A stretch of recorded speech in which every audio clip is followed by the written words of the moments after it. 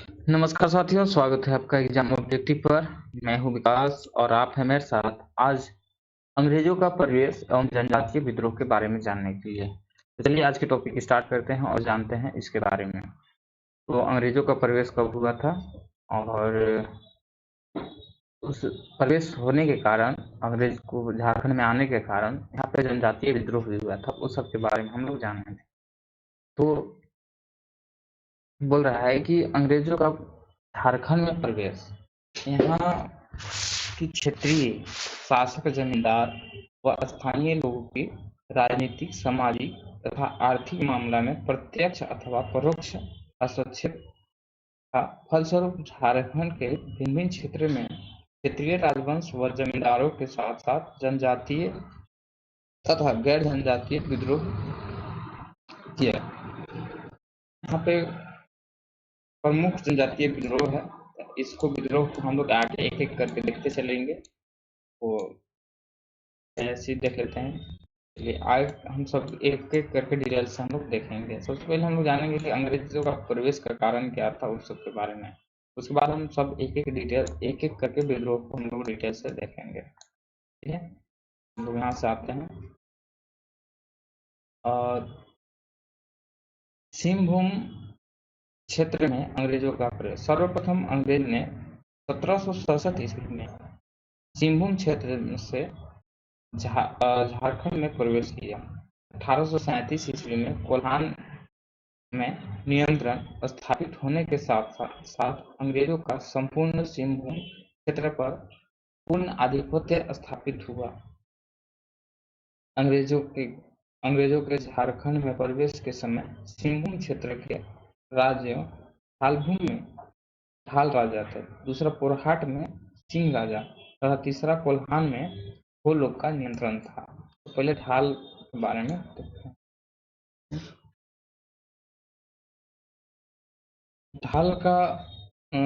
ढालभूम का ढाल विद्रोह, इसका 1767 से 1777 ईस्वी। वर्ष 1767 ईस्वी में ईस्ट इंडिया कंपनी ने कैप्टन फर्गुसन के नेतृत्व में अंग्रेजी सेना को सिंहभूम पर अधिकार करने के लिए भेजा। अंग्रेजी सेना ने ढालभूम के राजा को जमाबनी में पराजित किया और घाटशिला की ओर बढ़ने लगे। इस दौरान हार की आशंका से राजा ने अपने महल में आग लगा दी। तब 22 मार्च 1767 को फर्गुसन ने जलते हुए महल पर कब्जा कर लिया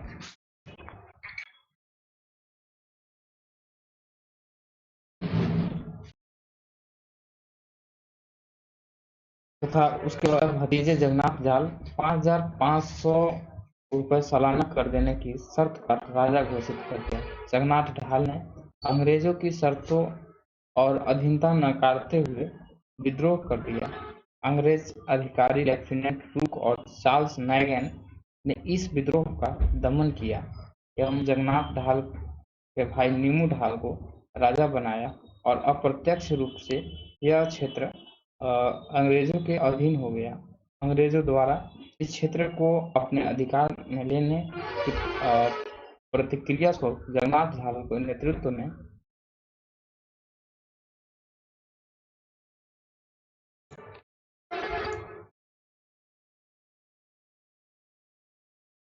में ढालभूम की जनता ने विद्रोह कर दिया और जो ढाल विद्रोह के नाम से प्रचलित हुआ। इस दौरान जगन्नाथ ढाल ने पुनः ढालभूम में अधिकांश हिस्से को अपने कब्जे में ले लिया, जिसे तंग आकर कंपनी ने 1777 ईस्वी में जगन्नाथ ढाल को फिर राजा घोषित कर दिया। इस तरह से यह विद्रोह 1767 से 1777 ईस्वी तक लगभग 10 वर्ष तक चला। उसके बाद पोरहाट। सर्वप्रथम 1776 ईस्वी में पोरहाट राजा जगन्नाथ सिंह अपने चचेरे भाई व विरोधी शिवनाथ सिंह के साथ चल रहे सत्ता संघर्ष से निपटने के लिए ब्रिटिश रेजिमेंट मिदानपुर में मदद मांगी, परंतु मराठों से उलझे रहने के कारण अंग्रेजों ने इसे नजरअंदाज कर दिया। उस समय नमक व्यापारी अंग्रेज प्रभुत्व के कारण मिदानपुर से नमक न लेकर मराठों के अधीन वाले उड़ीसा से नमक लेकर पुरहाट सिंहभूम के रास्ते आते जाते थे, जिससे कंपनी के राजस्व का क्षति हो रहे थे।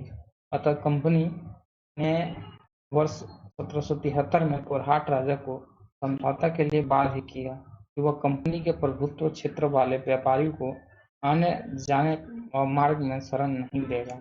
1809 ईस्वी में सरायकेला खरसावां को बढ़ते वर्चस्व और पुरहाट पर उनके प्रकोप से निपटने के लिए पुरहाट राजा ने कंपनी के संरक्षण की याचना की, किंतु उसकी यह मांग भी खारिज कर दी गई। वर्ष 1817 से 1800 ईस्वी के दौरान तृतीय आंग्ल मराठा युद्ध में विजयी होने के बाद उड़ीसा के संबलपुर व कटक पर कंपनी का शासन हो गया। अब बंगाल से संबलपुर तथा बनारस से कटक को जोड़ने के एक सुलभ रास्ते की तलाश पूरी करना तथा कोल विद्रोह कोल लड़ाकों से निपटने के लिए सिंहभूम पर पूर्ण नियंत्रण जरूरी था, जिसके लिए 1 फरवरी 1820 ईस्वी को कंपनी के असिस्टेंट पॉलिटिकल एजेंट के रेसेल के पुरहाट के नए राजा घनश्याम सिंह को संधि के लिए तैयार किया। संधि के तहत पुरहाट राजा कंपनी के अधीनता स्वीकार करते हुए 100 रुपये सालाना कर देना को राजी हुआ, जिससे उस कंपनी की ओर से संरक्षण देने और संपत्ति पर अधिकार बनाए रखने का आश्वासन दिया। इस संधि में पुरहाट राजा के 3 उद्देश्य निहित थे: कंपनी की मदद से सरायकेला खरसावां पर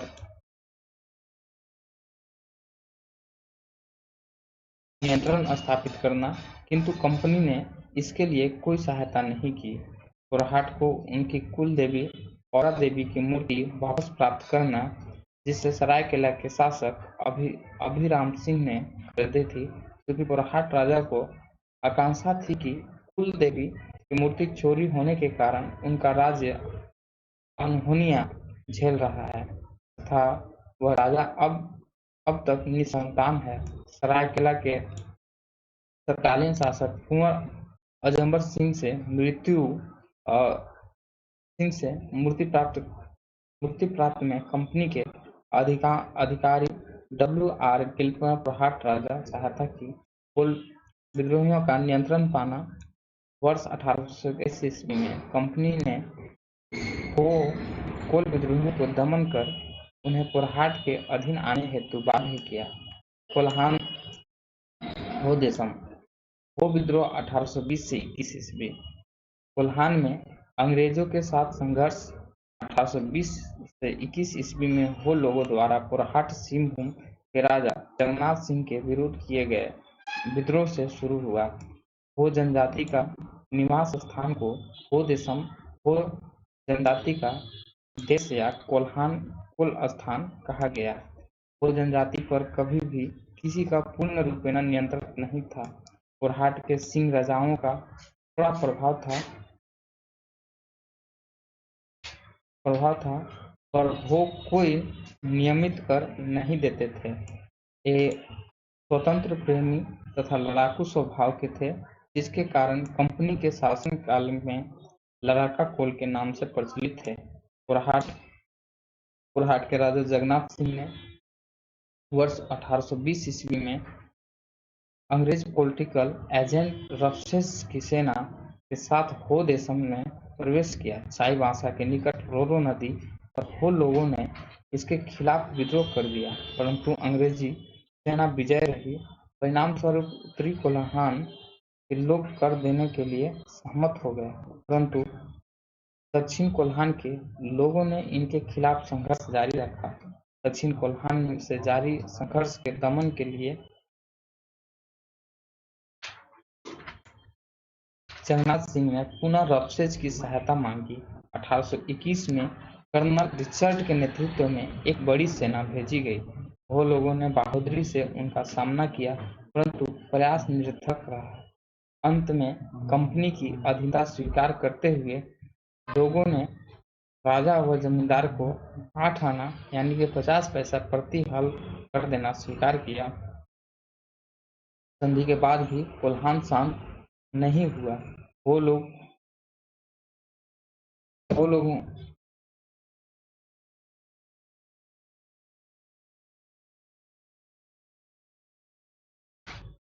को कोरहाट राजाओं के अधीनता स्वीकार नहीं थी।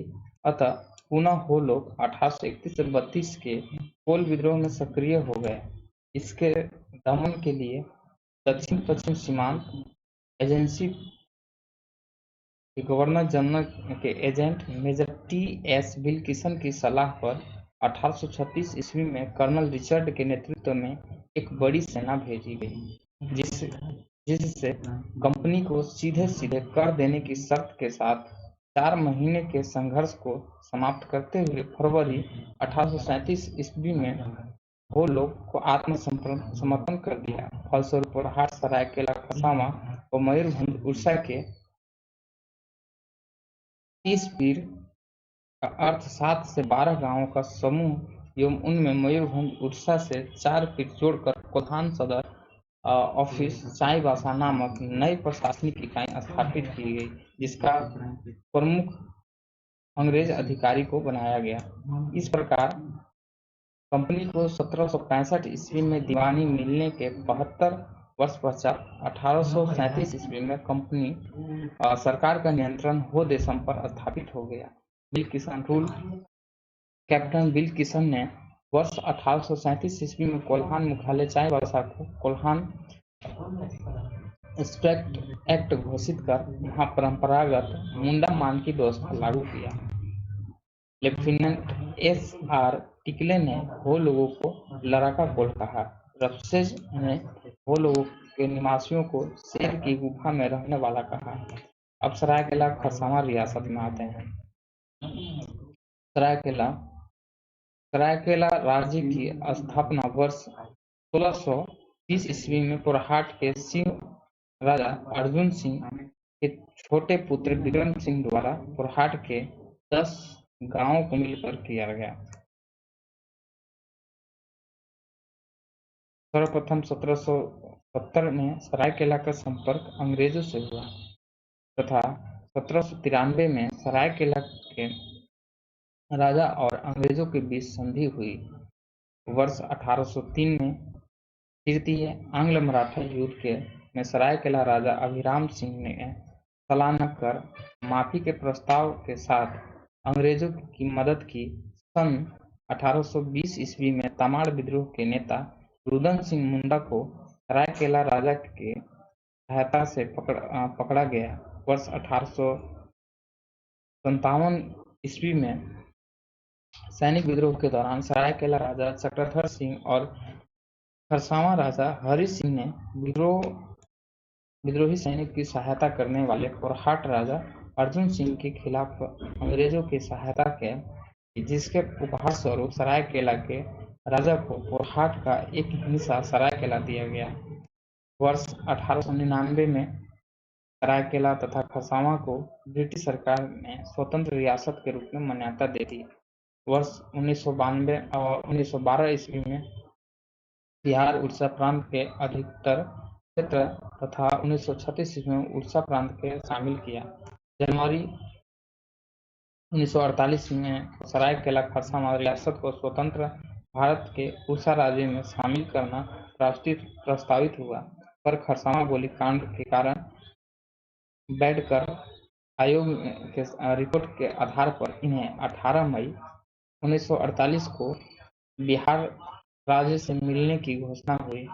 1956 ईस्वी के राज्य पुनर्गठन कानून के आधार पर सरायकेला बिहार राज्य का एक अनुमंडल बना। सरायकेला रियासत की आखिरी शासक राजा आदित्य प्रताप सिंह देव थे।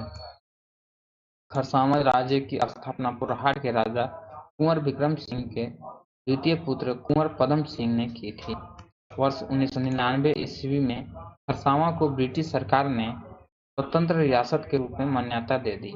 वर्ष 1912 ईस्वी में जब बिहार उड़ीसा प्रांत के अधिकार क्षेत्र में तथा 1936 ईस्वी में उड़ीसा प्रांत में शामिल किया गया। वर्ष 2000 ईस्वी में नए झारखंड राज्य गठन के बाद सरायकेला तथा खरसावां के क्षेत्रों को पश्चिमी सिंहभूम से अलग कर 22वां जिला सरायकेला खरसावां बनाया गया।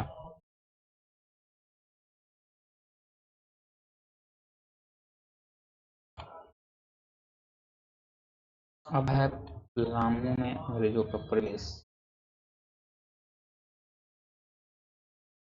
चेरो विद्रोह का प्रथम चरण।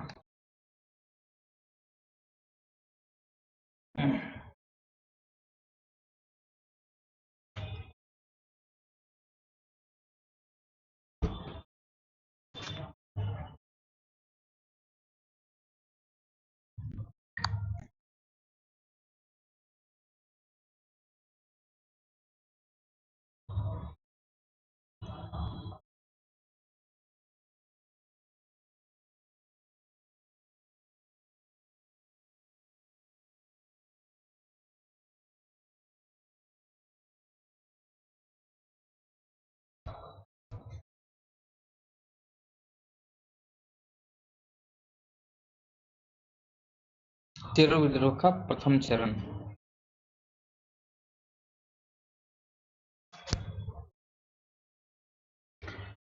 (1770 से 71) चेरो विद्रोह के 1770 से 71 ईस्वी में पलामू के तत्कालीन राजा चित्रजीत राय एवं दीवान जयनाथ सिंह ने अंग्रेजों के विरुद्ध विद्रोह किया। इस लड़ाई में चैनपुर के ठकुराई राम बख्श सिंह ने चित्रजीत राय की सहायता की थी।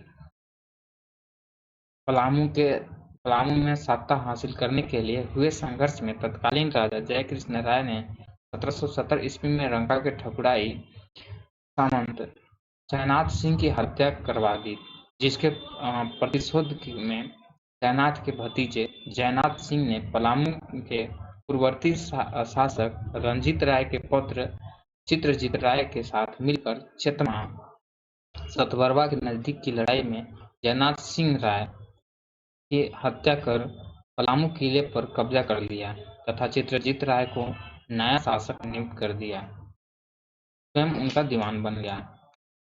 इसके बाद उदवंत राय अखौरी कृष्ण राय का समर्थक ब्रिटिश शासन की पटना काउंसिल से जय कृष्ण राय के पोते गोपाल राय को पलामू का शासक बनाने में सहयोग का आग्रह किया।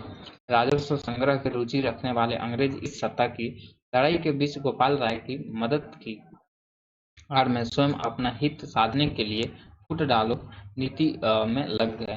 फलस्वरूप भोक्ता विद्रोह का जन्म हुआ। भोक्ता विद्रोह के बारे में, इस भोक्ता विद्रोह हुआ था 1771 ईस्वी में। अंग्रेज चित्रजीत राय को सत्ता से बेदखल करने के लिए जयनाथ सिंह भोक्ता से सीधे संपर्क में थे।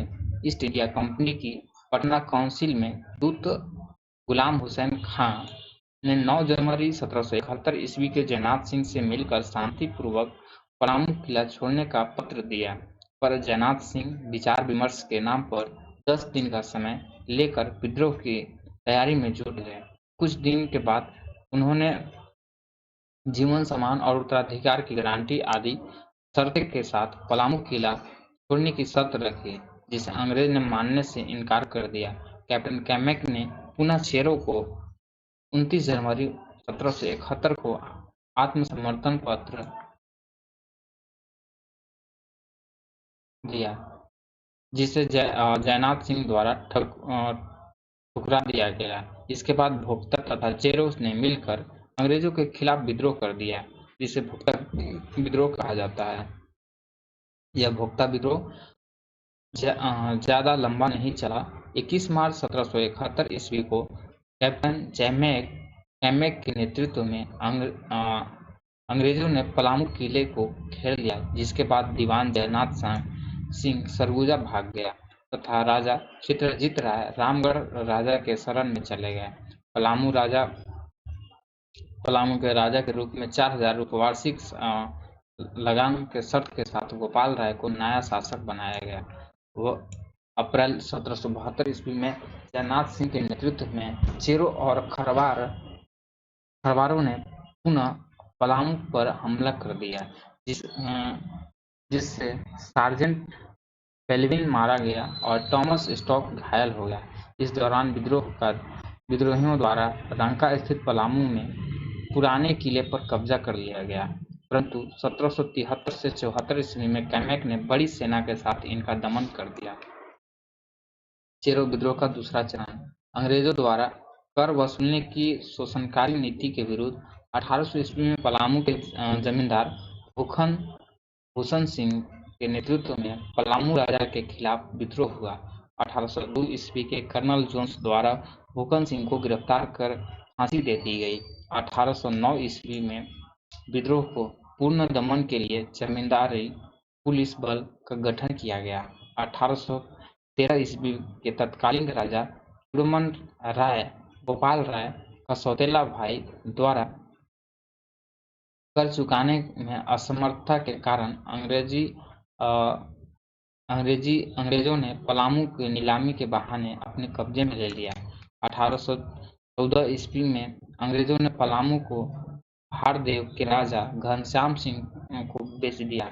इस फैसले के विरुद्ध चेरो समुदाय पुराने राजा व उनके सहयोगी तथा जागीरदारों ने चैनपुर में के ठकुराई राम बख्श और रंका के शिव प्रसाद सिंह के नेतृत्व में 1817 ईस्वी में पुनः विद्रोह कर दिया।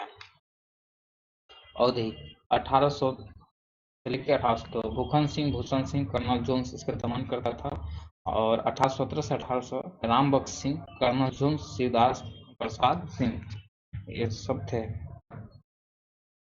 वर्ष 1818 ईस्वी में कर्नल जोन्स द्वारा चेरो विद्रोह का दमन किया गया तथा 1819 में पलामू पर सीधे ईस्ट इंडिया कंपनी का शासन स्थापित किया गया।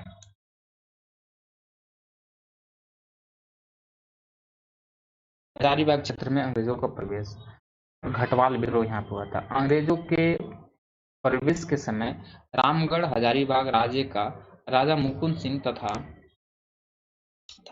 अंग्रेजों के पलामू पर अधिकार के दौरान उसने पलामू नरेश की भरपूर सहायता की थी। उसने अपने राज्य से अंग्रेजों के विरोध फ्रांसीसियों को जाने का रास्ता दिया था तथा सीमावर्ती अंग्रेजी सत्ता के अधीन क्षेत्र पर हमला भी करता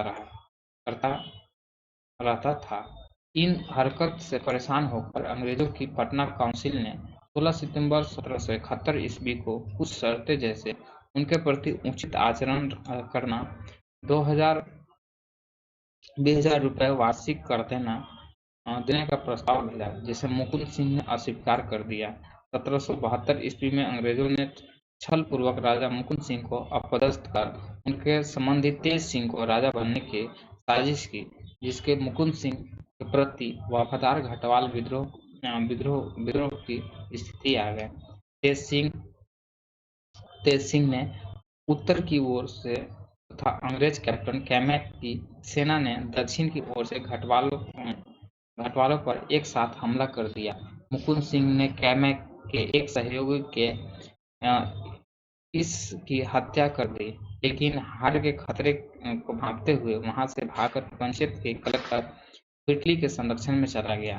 घटवाल चाई और चंपा राज्य के रैयत के साथ मिलकर मुकुंद राय के समर्थन में कैप्टन कैमक का विरोध करने लगे, पर अंग्रेजों द्वारा दबाव बनने पर उन्होंने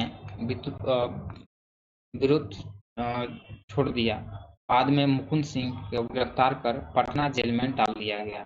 इस विद्रोह की खासियत यह रही कि बिना कोई विस्फोट रूप लिए ही समाप्त हो गया। तत्पश्चात 1773 ईस्वी में रामगढ़, छोटा नागपुर खास एवं पलामू के कुछ क्षेत्रों को मिलाकर कैप्टन कैमेक के अधीन रामगढ़ जिला बनाया गया था तथा 1774 ईस्वी में तेज सिंह को 3000 रुपये वार्षिक मालगुजारी तय कर राजा घोषित कर दिया गया। तेज सिंह की मृत्यु के बाद उसके बेटे पारसनाथ सिंह राजा बना। इस दौरान मुकुंद सिंह के समर्थक का विरोध फिर तेज हो गया, जिससे मुख्य रूप से रघुनाथ सिंह रामगढ़ के अनेक क्षेत्र पर हमला कर परेशान करता रहा।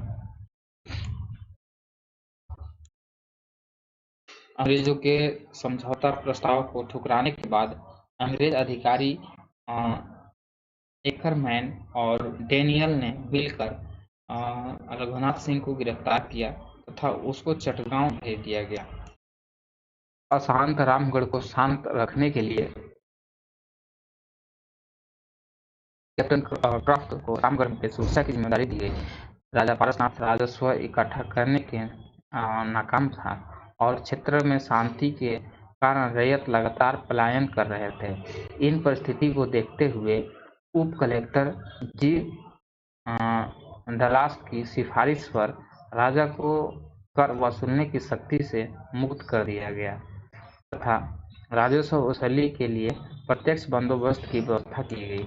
मानभूम क्षेत्र में अंग्रेजों का प्रवेश, इसमें देखते हैं यहाँ पे अंग्रेजों को प्रवेश के पूर्व मानभूम का क्षेत्र लगभग स्वतंत्र था। यहाँ के विभिन्न क्षेत्र जैसे करतास, इचागढ़, झरिया, बलरामपुर, पंचेत, बड़ा भूम, सुपुर, झल्दा आदि के भिन्न जमींदारों की जमींदारी थी। व्यवहारिक रूप से इन छिटपुट शक्तियों से अलग अलग निपटना पेचीदा था। अतः कैप्टन फर्गुसन के सुझाव पर मानभूम के बलरामपुर में एक अस्थायी याना सैनिक टुकड़ी स्थापित की गई तथा मार्च 1763 ईस्वी में कुछ जमींदारों मानभूम, चतना, सुपर बाड़भूम व अभिनगर से राजस्व वसूली के लिए सालाना बंदोबस्ती 2000 रुपये की गई। इस दौरान वर्ष 1783 से 84 में मेजर क्रॉफ्ट के नेतृत्व में झालदा के राजा मगल सिंह की बंदी बनाए लिए गए। लगभग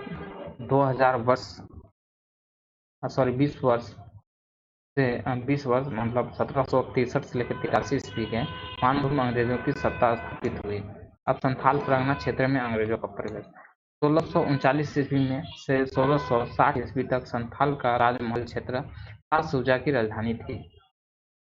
इस दौरान ईस्ट इंडिया कंपनी के प्रतिनिधि डॉक्टर गैब्रियल बाउंटन ने सूजा के साथ व्यापारिक संबंध स्थापित किया, परंतु 1660 ईस्वी में अंग्रेजों द्वारा नियुक्त मीर जुमला और कंपनी के बीच संबंध अच्छा नहीं रहे। बाद में 1673 ईस्वी में संबंध अच्छे हुए और राजमहल के शाही टकसाल में कंपनी के सिक्के ढलने लगे। 1681 में टकसाल की जिम्मेदारी कंपनी के अधिकारी रॉबर्ट हेंज ने ले ली। समय अंतराल में कंपनी और मुगल के बीच संबंध पुनः बिगड़े। 1702 ईस्वी में अंग्रेजों के आदेश पर कंपनी के अधिकारियों को गिरफ्तार कर लिया गया, पर कुछ समय बाद स्थिति सामान्य हो गई। परंतु वर्ष 1708 ईस्वी में दीवान मुर्शिद कुली खां और कंपनी के संबंध में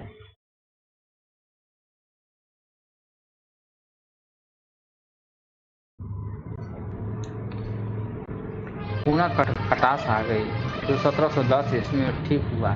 इस दौरान 1757 ईस्वी में पलासी युद्ध के हारने के बाद सिराजुद्दौला राजमहल की ओर भागा तथा इस पर अपना अधिकार कर लिया। वर्ष 1763 ईस्वी में राजमहल के उधौनाला युद्ध में मेजर एडम्स के नेतृत्व में मीर कासिम पर विजय हासिल हुई। अब आते हैं पहाड़िया विद्रोह के बारे में, थोड़ा सा उधर धुंधला है। पहाड़िया विद्रोह 1772 से 82 ईस्वी। पहाड़िया जनजाति झारखंड की आदिम जनजाति है। यह प्राचीनतम जनजाति में से एक है। इसकी 3 उपजातियां निम्नलिखित हैं: माल पहाड़िया, दुमका, जामताड़ा, गोड्डा, देवघर, पाकुड़ आदि जिले में बांसलोई नदी के दक्षिण में निवास करते हैं। कुमार भाग पहाड़िया दुमका, जामताड़ा, गोड्डा, देवघर, पाकुड़ आदि जिलों में बांसलोई नदी के उत्तर में निवास करते हैं। सौरिया पहाड़िया राजमहल, गोड्डा, पाकुड़ के पहाड़ी चोटियों और ढलानों पर पाए जाते हैं। ये विशेषकर बांसलोई नदी के उत्तर राजमहल के पठारी भाग में बसे हुए हैं। पहाड़िया विद्रोह 1766 ईस्वी में रमना अहड़ी के नेतृत्व में प्रारंभ हुआ, परंतु 1772, 1778, 1780 और 1781-82 के विद्रोह उल्लेखनीय हैं। 1772 का पहाड़िया विद्रोह 1770 के दशक में भीषण अकाल और अंग्रेजों द्वारा पहाड़िया के दमन के साथ शुरू हुआ। पहाड़िया के भारी संख्या में हत्याएं की जा रही थी। इस दौरान 1772 ईस्वी में मानसरोवर द्वारा धोखे से पहाड़िया सरदार की हत्या कर दी गई। इस नरसंहार हत्या के विरोध चारू समरिया, नायब सुरजा और करिया पुल्हार के नेतृत्व में पहाड़िया जनजाति ने विद्रोह कर दिया, जिससे ये शहीद हो गए। साथ ही विद्रोह ने महाराज सुमेर सिंह की हत्या कर दी। अब 1778 में ईस्वी में पहाड़िया विद्रोह। अंग्रेज संथाल की जमीन को हड़प कर इसका मानवीय उपयोग कर रहे थे, जिसके पहाड़िया संथाल और घटवार लगातार विरोध कर रहे थे। इस विद्रोह को कमजोर करने के लिए अंग्रेज अधिकारी क्लीवलैंड पहाड़िया सरदार के लिए नगद भाता की व्यवस्था कर अपने पक्ष में करने की कोशिश की। क्लीवलैंड के इस साजिश, विश्वासघात और भेदभाव को समझते हुए 1778 ईस्वी में पहाड़िया ने पुनः जगन्नाथ देव के नेतृत्व में विद्रोह कर दिया। 1781 से 82 का पहाड़िया विद्रोह। संथाल क्षेत्र के महेशपुर सुल्तानाबाद की रानी सर्वसरी के नेतृत्व में पहाड़ियों ने विद्रोह किया, जिसकी मुख्य वजह थी संथाल की जमीन को दामिन एक्को यानी सरकारी संपत्ति घोषित किया जाना। रानी सर्वसरी के विद्रोह में सफलता नहीं मिली और जमीन को दामिन एक्को 1824 ईस्वी में बदल दिया गया। अंग्रेज द्वारा इसकी जमींदारी छीनकर भागलपुर जेल भेज दिया गया, जहां 6 मई 1807 को उसकी मृत्यु हो गई। संथाल विद्रोह 1855 से 56 ईस्वी। संथाल विद्रोह 1855 से 56 ईस्वी के मुख्य रूप से संथाल क्षेत्र में घटित हुआ। यह विद्रोह संथाल हुल विद्रोह, सिधो कान्हो का विद्रोह आदि नाम से जाना जाता है। हुल का अर्थ है क्रांति, विद्रोह, आंदोलन आदि। इस विद्रोह को मुक्ति आंदोलन और खूनी विद्रोह भी कहा जाता है।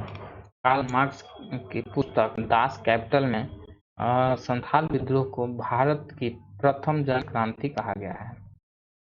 यह अंग्रेज के खिलाफ प्रथम सशस्त्र जन संग्राम था। संथाल विद्रोह के मार्गदर्शक साम टुडू प्रगना थे।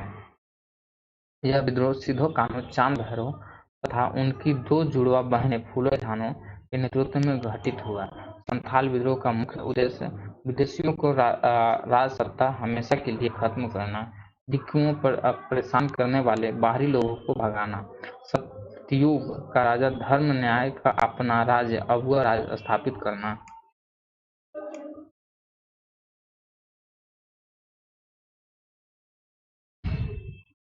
संथाल विद्रोह के प्रमुख नेता सिधो व कान्हो घोषणा की ठाकुर जी, भगवान ने उन्हें निर्देश दिया है कि आजादी के लिए सभी संथाली एकत्र होकर हथियार उठा लो। साथ ही दोनों भाई ने भविष्यवाणी की कि अब विदेशी शासन का अंत निकट है। अब ब्रिटिश व उसके समर्थक गंगा के पार लौट जाएंगे और आपस में लड़ मरेंगे। इस विद्रोह का विस्तार संथाल, भागलपुर, बीरभूम, हजारीबाग समेत लगभग पूरे छोटा नागपुर क्षेत्र में था। इस विद्रोह का नेतृत्व हजारीबाग चतरा चट्टी, अर्जुन मांझी, लुम्बाई मांझी एवं भैरव मांझी ने तथा बीरभूम में गारो मांझी ने किया था। 30 जून 1855 को भोगनाडीह गांव के 400 गांव के लगभग 10,000 प्रतिनिधियों ने भाग लिया और विदेशी सत्ता के खिलाफ विद्रोह का बिगुल फूंका।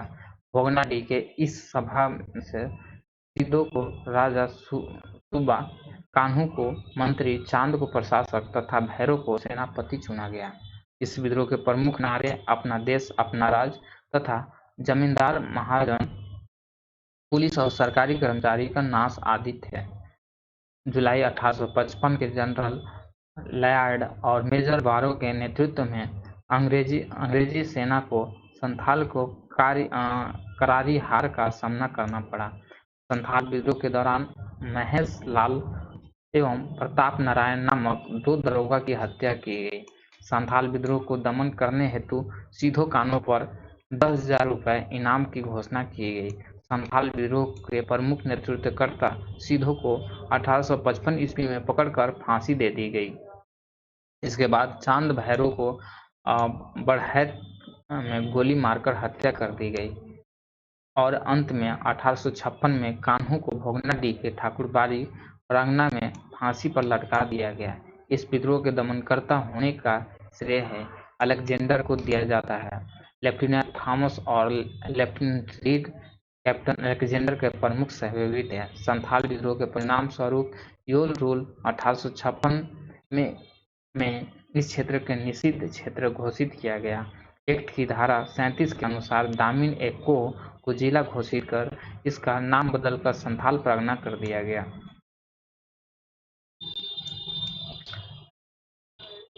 एशली एडेन को संथाल परगना का प्रथम उपायुक्त नियुक्त किया गया था। संथाल विद्रोह को दबाने के लिए मार्टिल टावर का निर्माण कराया गया था। संथाल विद्रोह का नायक सीधो कान्हू के बलिदान के स्मरण में 30 जून को हुल दिवस मनाया जाता है। अब आते हैं चुआर विद्रोह। चुआर विद्रोह हुआ था 1800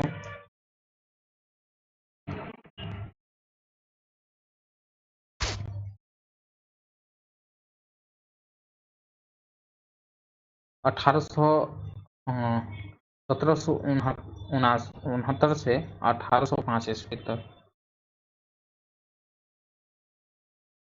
चुआर विद्रोह बंगाल के मिदानपुर बड़का भूम के साथ साथ झारखंड के ढाल भूम और पंचायत राज मानभूम को विस्तृत था।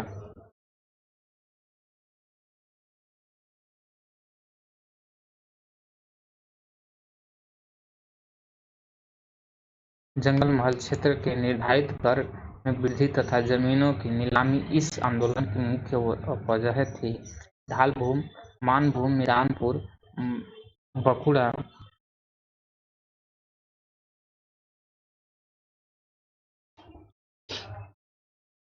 आदि क्षेत्र में जंगल महल कहा जाता था। इस विद्रोह में कुर्मी, भूमिज, मुंडा, घटवाल, पाइक, कोल, संथाल आदि समुदाय के योगदान दिया, जिनका समर्थन स्थानीय जमींदारों ने किया। चुआर विद्रोह का नेतृत्व मुख्य रूप से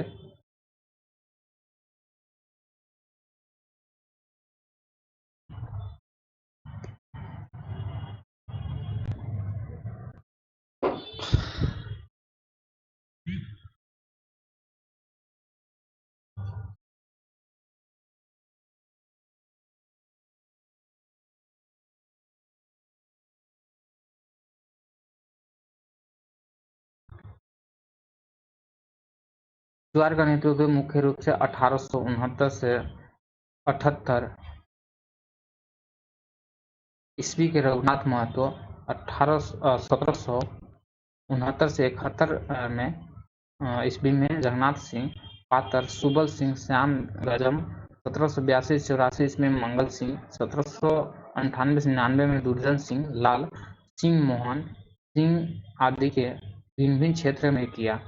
इस विद्रोह का प्रमुख नारा अपना गांव अपना राज, दूर भगा विदेशी राज रघुनाथ महतो ने 1769 ईस्वी में दिया। इस विद्रोह के दमनकर्ता लेफ्टिनेंट गुलियार, कैप्टन फोवर्स एवं मेजर क्रॉफ्ट थे। 1805 में जमींदारी पटवारी पुलिस व्यवस्था अंग्रेज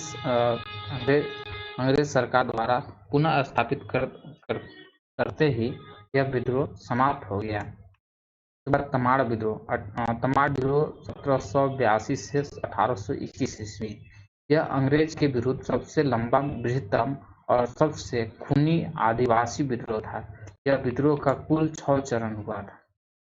प्रथम चरण 1782 से 83 ईस्ट इंडिया कंपनी द्वारा छोटा नागपुर के तमाड़ क्षेत्र में बाहरी लोगों को प्रश्रय देने एवं नागवंशी शासन के अत्याचार के विरुद्ध मुंडा जनजाति द्वारा शुरू किया गया।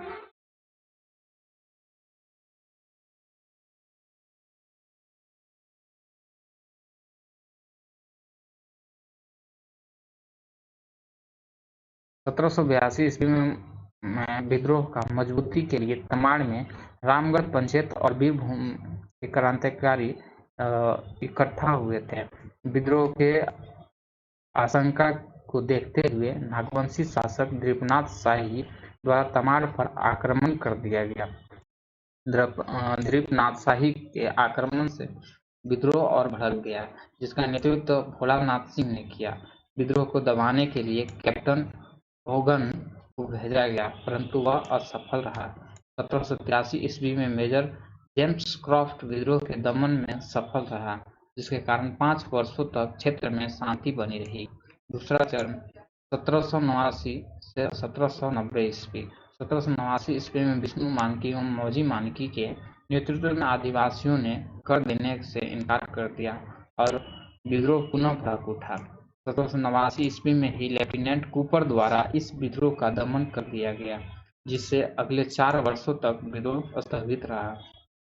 तीसरा चरण 1794 ईस्वी में विद्रोह पुनः भड़का तथा 1796 ईस्वी में राहे राजा नरेंद्र सिंह शाही द्वारा अंग्रेजों को समर्थन दिए जाने के कारण विद्रोह काफी उग्र हो गया। इसमें तमाड़, सिल्ली, सोनहातू के सारे आदिवासी और जमींदार एकजुट हो गए। भोलानाथ सिंह के नेतृत्व में विद्रोही के नरेंद्र शाही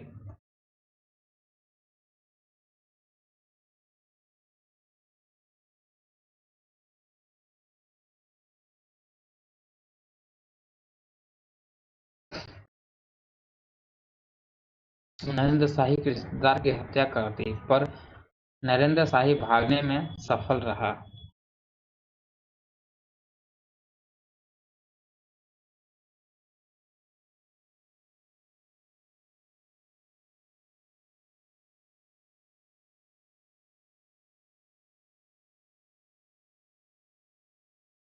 सत्रह ईस्वी में कैप्टेनेंट लिमंड द्वारा अनेक विद्रोही नेताओं को तथा कैप्टन बेन द्वारा प्रमुख नेतृत्वकर्ता भोलानाथ सिंह को गिरफ्तार कर लिया गया, जिसके कारण विद्रोह बिखर गया।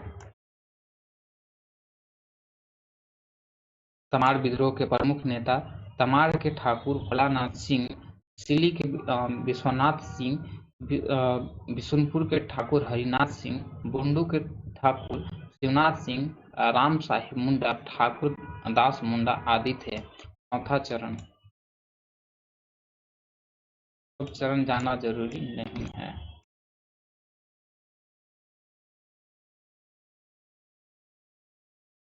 उसके बाद आते हैं हम लोग तिलका आंदोलन।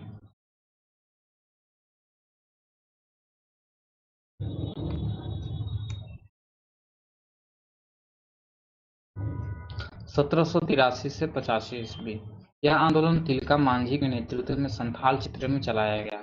इसका उद्देश्य अपनी जमीन पर अपना अधिकार तथा अंग्रेजों को फूट डालो और शासन करो की नीति का विरोध में था। इस आंदोलन में महिलाओं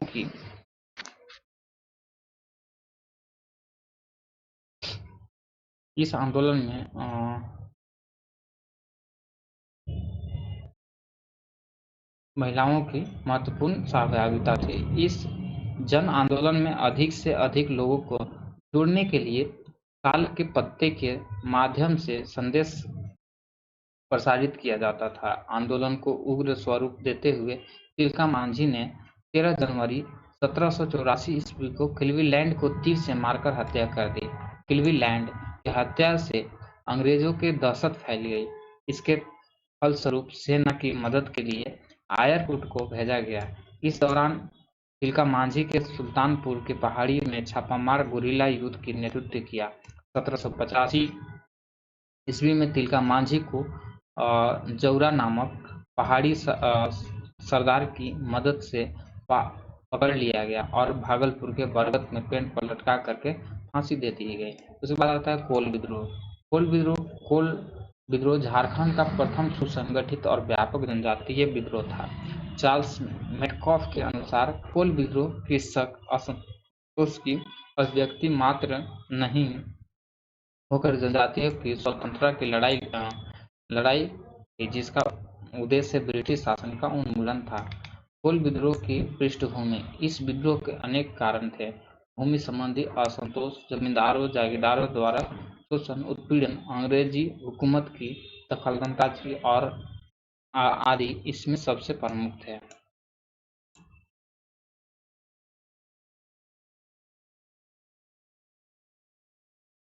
आबकारी कर के तहत हाड़िया जनजाति का पारंपरिक पेड़ पर पतसुई कर लगाना यह सीधे सीधे आदिवासियों की स्वतंत्रता और धार्मिक रीति रिवाज पर हस्तक्षेप था। आदिवासियों के भारी विरोध के कारण पतसुई कर 1826 ईस्वी में हटा लिया गया। अब तब तक आदिवासी जनमानस में अंग्रेजों के प्रति उपेक्षा का घृणा का भाव भर गया था। इस विद्रोह के रूप शुरू होने से पहले दो ज्वलंत घटनाएं घटी। छोटा नागपुर खास के राजा के भाई कुंवर हरिनाथ शाही द्वारा सोनपुर परगना के सिंगरई मानकी के 12 गांवों को छीनकर सिखों को दे दिया गया। साथ ही सिखों द्वारा उनकी 2 बहनों को अपहरण करके उनके साथ कुकृत्य किया गया। सिंहभूम के बंद गांव में जफर अली नामक मुस्लिम ने सुरगा मुंडा की पत्नी की अपहरण कर उसके साथ कुकृत्य किया। प्रतिशोध की योजना हेतु तमाड़ के लंका गांव में एक सभा आयोजित की गई, जिसका अध्यक्षता बिंद राय मानकी ने की। सिंगरई मानकी और सुरगा मुंडा के नेतृत्व में 700 आदिवासियों ने मिलकर सिंगरई मानकी के छीने गए गांवों पर हमला कर दिया गया। उनके द्वारा जफर अली पर भी हमला किया गया और जफर अली को 10 समर्थकों समेत मार दिया गया। इस विद्रोह के प्रचार प्रसार हेतु तीर का प्रतीक बनाया गया। यह विद्रोह व्यापक रूप से छोटा नागपुर, खास पलामू, सिंहभूम, मानभूम आदि क्षेत्र में विस्तृत था, जिसमें मुंडा, हो, चेरो, खरवार आदि जनजाति ने भाग लिया। इस विद्रोह में से एक मात्र हजारीबाग क्षेत्र लगभग अछूत रहा। इस विद्रोह के दमनकर्ता हो का श्रेय बिल किशन को जाता है। सिंगरई मानकी और सुरगा मुंडा ने फरवरी 1832 ईस्वी को आत्मसमर्पण कर दिया, जिससे विद्रोह लगभग शांत हो गया। 1831 से 32 में बुधु भगत ने कोल विद्रोह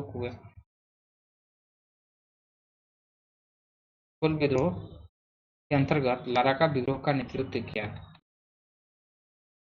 इस विद्रोह में हो जनजाति लोगों के समर्थन के कारण एस आर्टिकले ने इस लाराका कोल के संबोधित किया। इसके द्वारा अपने संगठन के लोगों को गुरिल्ला युद्ध का प्रशिक्षण दिया गया।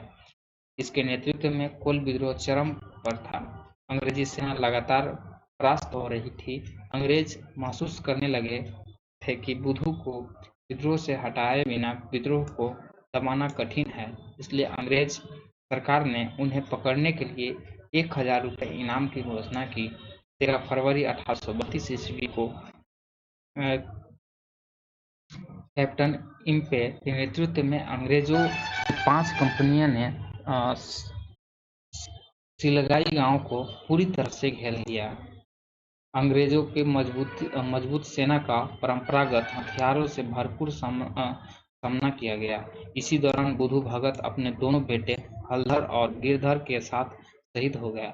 इस विद्रोह का फलस्वरूप 1834 ईस्वी में दक्षिण पश्चिम सीमांत कानून बना, जिसके अंतर्गत आने वाले मुंडा मानकी व्यवस्था को बाद में वित्तीय और न्यायिक अधिकार दिए गए। कोल की स्थिति सुधारने के अनेक उपाय के कारण बिल किशन आम जनमानस में किशुन साहब के नाम से प्रचलित हुए। भूमिज विद्रोह 1832 से 33 ईस्वी। भूमिज विद्रोह बंगाल के ढाल बीरभूम के साथ साथ झारखंड के सिंहभूम क्षेत्र में घटित हुआ। 1831 से 32 ईस्वी में गंगा नारायण के नेतृत्व में भूमिजों ने अंग्रेजों के खिलाफ व्यापक विद्रोह किया। इसे गंगा नारायण का हंगामा भी कहा जाता है। कोल एवं हो जनजाति ने गंगा नारायण का समर्थन किया, जिनमें कोल विद्रोह के नेता बिंदराई मानकी का नाम उल्लेखनीय है। भूमिज विद्रोह की पृष्ठभूमि बीरभूम के राजा बोलक नारायण की मृत्यु के पश्चात उनकी 2 रानियां के पुत्रों रघुनाथ सिंह व लक्ष्मण सिंह के बीच उत्तराधिकार की लड़ाई हुई। रघुनाथ सिंह लक्ष्मण सिंह से बड़े किंतु छोटी रानी के पुत्र थे, जो आदिवासी परंपरा अनुसार राजा बनने के हकदार थे नहीं थे, परंतु अंग्रेज हुकूमत ने रघुनाथ सिंह को राजा घोषित कर दिया। रघुनाथ सिंह की मृत्यु के बाद उनके पुत्र गंगा गोविंद सिंह और माधो सिंह के बीच पुनः उत्तराधिकार की लड़ाई शुरू हुई। लक्ष्मण सिंह के पुत्र गंगा नारायण ने गंगा गोविंद सिंह का साथ दिया। आखिरकार गंगा गोविंद सिंह की राजा बना और माधो सिंह दीवान नियुक्त हुआ। दीवान बनते ही माधो सिंह के प्रतिशोध में गंगा नारायण को खोर पोष गुजारे के लिए मिली। जागीर 5 सरदारी छीन ली। उसके पिता लक्ष्मण सिंह को जेल में डाल दिया और अनेक तरह के प्रताड़ित करने लगे। 26 अप्रैल 1832 ईस्वी को गंगा नारायण ने घटवालों की मदद से दीवान माधो सिंह की हत्या कर दी। माधो सिंह ने घटवालों पर अतिरिक्त कर तथा राज्य की संपूर्ण जनता पर घर टकी कर लगाया था। गंगा नारायण ने लगातार विद्रोह को सफल भी हुआ और अंततः वीरभूम का राजा बना। अब आते हैं सरदारी आंदोलन 1858 से 95 1895 ईस्वी का था।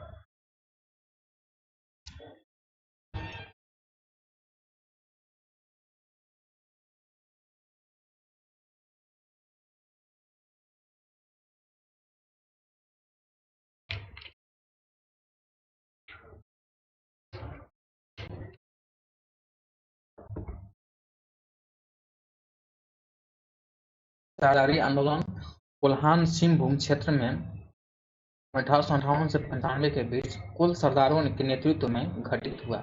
इस मुल्की लड़ाई की मातृभूमि लड़ाई या मिल्की लड़ाई, जमीनी लड़ाई भी कहा जाता है। इसमें मुंडा और उरांव जनजाति के सक्रिय योगदान दिया। दरअसल वर्ष 1831 से 32 में कुल विद्रोह के दौरान भारी संख्या में कोल्हान के लोग अपनी मातृभूमि छोड़कर असम के चाय बागान में काम करने चले गए। इस बीच उनकी जमीन पर अंग्रेजों और जमींदारों ने हड़प लिया। अपनी मातृभूमि और जमीन की प्राप्ति के लिए इन लोगों ने 40 वर्ष की लंबी लड़ाई, बलात् श्रम कानून लागू कराना तथा बिचौलिया द्वारा गैर कानूनी ढंग से किराए में बढ़ोतरी भी इस आंदोलन के कारण थे। भिन्न उद्देश्य के आधार पर आंदोलन 3 चरण में विभाजित किया जाता है। प्रथम चरण 1858 से 81 ईस्वी भूमि आंदोलन, द्वितीय चरण 1881 से 90 ईस्वी पुनः स्थापना आंदोलन तथा तृतीय चरण 1890 से 95 राजनीतिक आंदोलन। तो ये था हमारा सरदारी आंदोलन। सरदारी आंदोलन 4-5 चरण में चला है, तो सभी चरण को हम लोग जानना उतना इम्पोर्टेंट अभी नहीं है।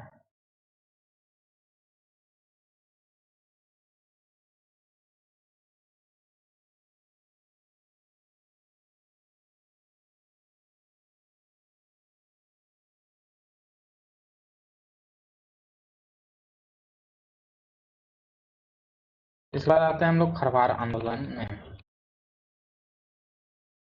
खरवार आंदोलन 1874 ईस्वी में हुआ। खरवार संथाल की एक उपजाति है। खरवारों ने अपने धार्मिक मूल्य के ह्रास और परंपराओं में हो रहे बिखराव को पुनर्स्थापित करने के लिए 1874 ईस्वी में भागीरथ मांझी, बाबा मांझी के नेतृत्व में सुधारवादी आंदोलन चलाया, जिससे खरवार आंदोलन या भागीरथ मांझी का आंदोलन कहते हैं। यह आंदोलन शुरुआत में एक ईश्वरवाद के भाव के विचार एवं सामाजिक सुधार की गतिविधि पर केंद्रित था, परंतु अंतिम चरण में यह राजस्व बंदोबस्ती की गतिविधि की विरुद्ध मुहिम रूप ले लिया।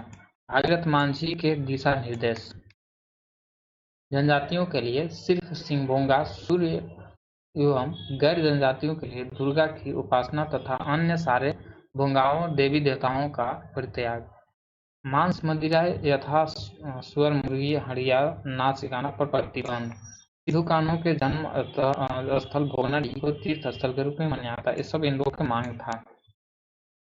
इसका मांग था तो ये खरवार आंदोलन का भागीरथ मान जी द्वारा। उपासकों का वर्गीकरण पूरी निष्ठा पूर्वक उपासना करने वाले सभाफोड़ थे। उदासीन भाव से उपासना करने वाले भिक्षुक बाबाजिया, विरक्त भाव से उपासना करने वाले मेल वर्ग ये सब थे।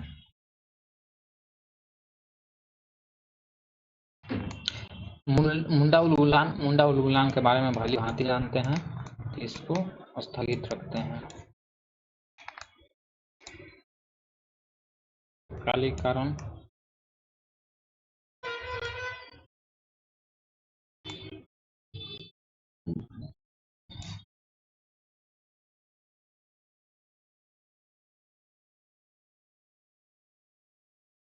और आते हैं हम लोग टाना भगत आंदोलन में।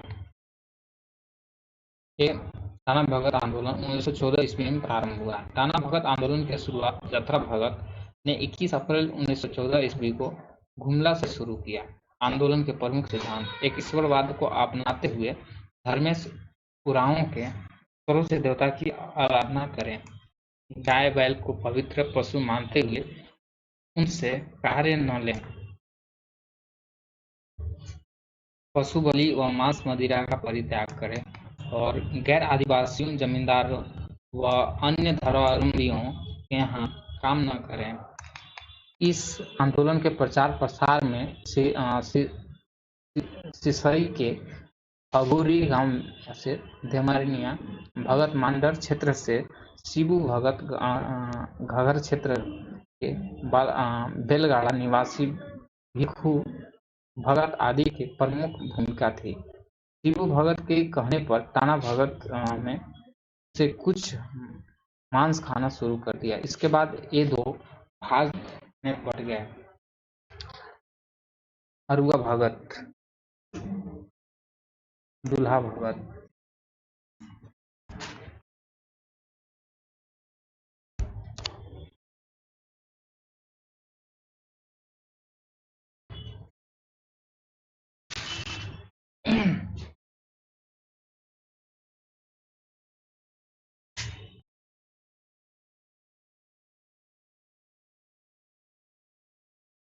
जतरा भगत ने ब्रिटिश राजा के खिलाफ अहिंसक असहयोग आंदोलन तथा अनुपस्थित और सामंत विरोधी धार्मिक सुधारवादी आंदोलन का नेतृत्व किया था।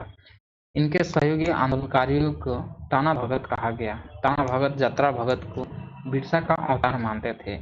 इस आंदोलन के शुरुआती चरण में कुरुख धर्म आंदोलन के नाम से जाना गया। तो उरांव कुरुख जनजाति का मूल्य धर्म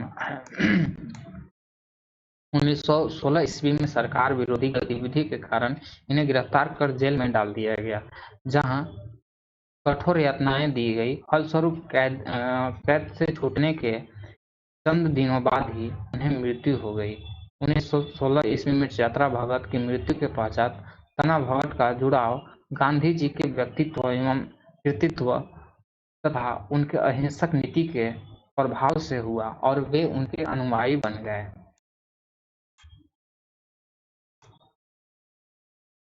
मार्च 1919 ईस्वी में नागपुर के माया भगत, सुकरा भगत, शिबू भगत, देवा भगत और सिंह भगत आदि को गिरफ्तार कर लिया गया।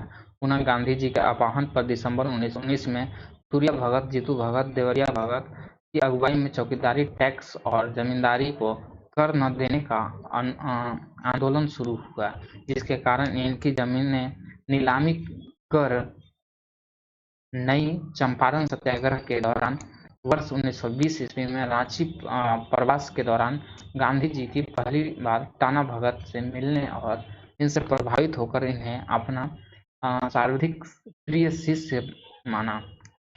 गांधी जी के असहयोग आंदोलन को समर्थन करने के लिए कुड़ू के सिद्धो भगत के नेतृत्व में वर्ष 1921 में टाना भगत ने शराब की दुकानें पर धरना दिया तथा प्रदर्शन व सत्याग्रह में सक्रिय हो गए। टाना भगत 1922 ईस्वी के गया और 1923 ईस्वी के नागपुर और 1940 में रामगढ़ अधिवेशन में भाग लिया।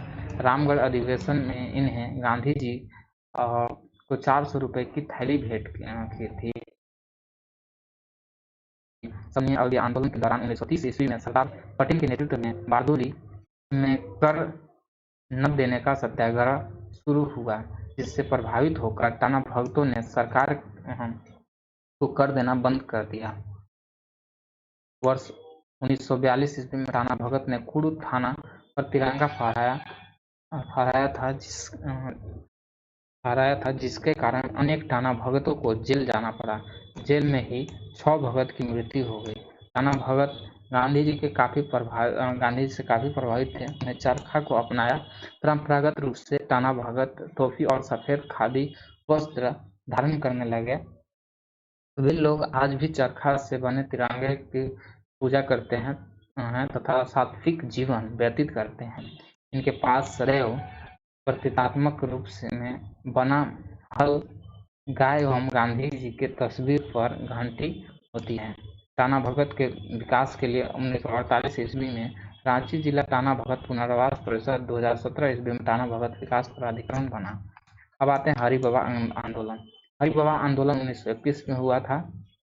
यह आंदोलन 1930 से 31 ईस्वी में सिंहभूम क्षेत्र से दुक्का को हो उर्फ हरिबाबा के नेतृत्व में आरंभ हुआ तथा छोटा नागपुर के अन्य क्षेत्र में फैला। आंदोलन का मुख्य उद्देश्य टूटती बिखरती सामाजिक एवं धार्मिक व्यवस्था को सुदृढ़ और सुदृढ़ीकरण करना था, अतः इसे शुद्धि आंदोलन भी कहा जाता है। इस आंदोलन के जरिए सारना धर्म का जोर शोर से प्रचार प्रसार किया। आंदोलन के द्वारा हो लोगों को संगठित करने का प्रयत्न हुआ ताकि वे बाहरियों विशेष कर अंग्रेजों के शोषण और दमन का प्रतिकार कर सके। आंदोलन में बरकेला पीर क्षेत्र के भूतगांव निवासी सिंगराई हो, गड़िया क्षेत्र के हरिदुल्ला व बिरजो हो, बरहातू क्षेत्र में बरिया हो आदि के उल्लेखनीय योगदान दिया। इस आंदोलन पर गांधी जी ने आदेश का विशेष प्रभाव था। उसने प्रभावित होकर आंदोलन से जुड़े लोगों ने समन्वय आंदोलन के दौरान 15 मई 1931 को सिंहभूम में टेलीग्राफ तारों को क्षति पहुंचाई थी। बहावी वल्लुहा आंदोलन और झारखंड। भारत में बहावी आंदोलन की शुरुआत 19वीं सदी में बरेली निवासी सैयद अहमद बरेली ने की।